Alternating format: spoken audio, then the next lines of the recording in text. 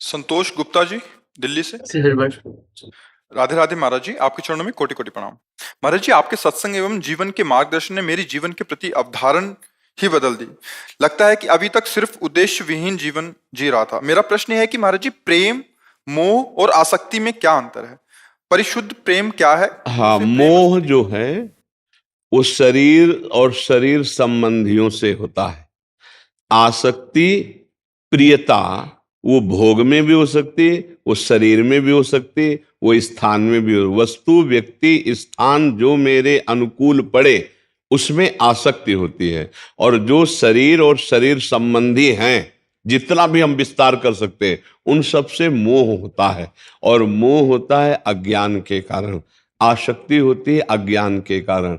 और अज्ञान बैठा हुआ है अंतःकरण में, मन, बुद्धि, चित्त, अहंकार, इसी में। जब ये साधना, उपासना, आराधना के द्वारा अज्ञान का नाश होता है तो बुद्धि शुद्ध निर्णय करती है। शुद्ध निर्णय क्या है? विद्या विनय संपन्ने ब्राह्मणे गविहस्तनी सुनीच सुपाके चा पंडिता समदर्शिना। मेरे परिवार में या परिवार के बाहर पशु पक्षी जड़ चैतन्य सब में एक परमात्मा तत्व विराज। मोह का नाश हो गया। पूरी गीता जी सुनने के बाद अर्जुन को क्या प्राप्त हुआ? नष्टो मोहा स्मृतिर्लब्ध्वा त्वत्प्रसादान मयाच्युता। मोह का नाश और शाश्वत भगवत स्मृति का जागरण। तो जो मोह है वो शरीर और शरीर संबंधियों से होता है। जो आसक्ति है, जो अनुकूल प्रिय रागात्मक वस्तु है, उसमें होती है। वो वस्तु हो सकता है, व्यक्ति हो सकता है, स्थान हो सकता है, मान्यताएं हो सकती है, पद प्रतिष्ठा, जो भी आसक्ति। और इसी आसक्ति और मोह के बंधन में बंधा हुआ प्रेम को कभी जान ही नहीं सकता। और जो प्रेम होता है वो सच्चित आनंद घन से होता है। शरीरों में जो प्रेम कहा भी जाए उसे काम कहते हैं, उसे आसक्ति कहते हैं, उसे राग कहते हैं, प्रेम नहीं कहते। प्रेम शाश्वत होता है, वो शाश्वत से ही होता है। ये जो कहा जाता है ना कि अमुक अमुक से प्रेम है, स्वार्थ की वासना को आप प्रेम नहीं कह सकते हैं। प्रेम जो होता है वो निष्काम होता है। प्रेम तत्सुख होता है। प्रेम की पहचान है प्रतिक्षण वर्धमानम, कामना रहितम, सूक्ष्मतरम, अनुभव स्वरूपम। बड़ा सूक्ष्म होता है, वो अनुभव में ही आने वाला होता है, प्रतिक्षण बढ़ता रहता है, उसमें कोई कामना नहीं होती। और यहां कोई भी संबंध होता है तो कामना से ही होता है। सामने वाले के गुण, सामने वाले का धन, सामने वाले का रूप, सामने वाले के प्रति सुख भोगने की भावना, इसी से संबंध होता है। आप देख लीजिए। और जहां ये संबंध होता है उसे काम कहते हैं, उसे राग कहते हैं, उसे आसक्ति कहते हैं, ना कि उसे प्रेम कहते हैं। आज जो संसार में प्रेम कहा जाता है वो शुद्ध काम है, शुद्ध कामना से ही संबंध हो रहा है। और विशुद्ध प्रेम, जहां काम का किंचन मात्र भी प्रवेश नहीं, वहां से प्रेम प्रारंभ होता है। समझ रहे? भगवान की लीलाओं में जहां काम शब्द का भी प्रयोग किया गया वो महाप्रेम है, और लोक शब्द में जहां प्रेम का प्रयोग किया गया वो काम ही है। तो प्रेम और काम में बड़ा अंतर है। जैसे सूर्य और अंधकार, प्रेम भास्कर है और काम घोर अज्ञान अंधकार है। तो अज्ञान अंधकार से युक्त जन प्रेम को तो जान ही नहीं सकते। हाँ, परस्पर स्वार्थ पूर्ति को प्रेम कहते कि हम तुमसे प्यार करते हैं। जहां गुण देख के, रूप देख के, कुछ स्वार्थ देख करके जहां हाथ बढ़ाया जाता है उसे काम कहते हैं। और जहां कोई कामना नहीं होती वहां प्रेम का प्रादुर्भाव होता है। वो होता है श्री भगवान से, दूसरी जगह नहीं होता है। प्रेम दूसरी जगह हो ही नहीं सकता, वो केवल प्रभु से होता है।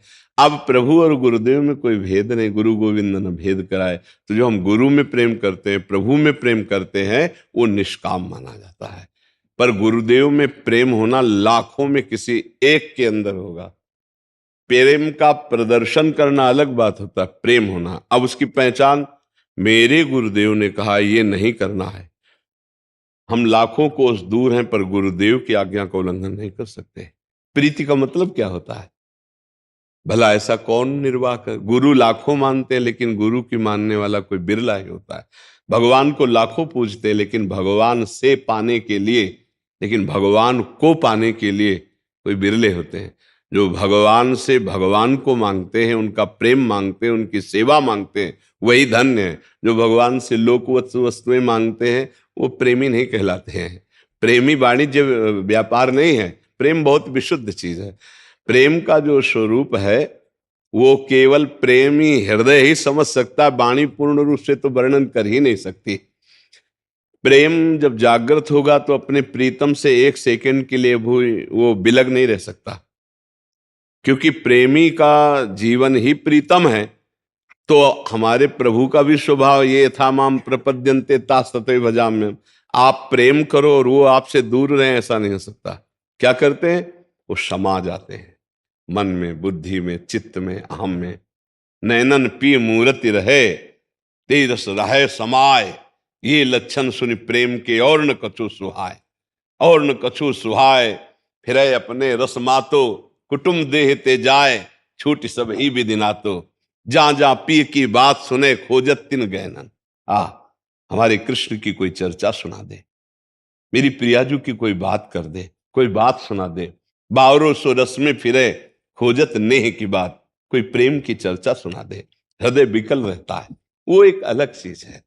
मोह, आसक्ति, राग, काम, ये अलग चीज है। आजकल हम इसी को प्यार कहते हैं। मोह को, राग को, काम को, आसक्ति को प्रेम शब्द में कह, ये नहीं। प्रेम शब्द सच्चिदानंद से होता है। सच्चिदानंद के सिवा प्रेम शब्द कहीं सार्थक ही नहीं है।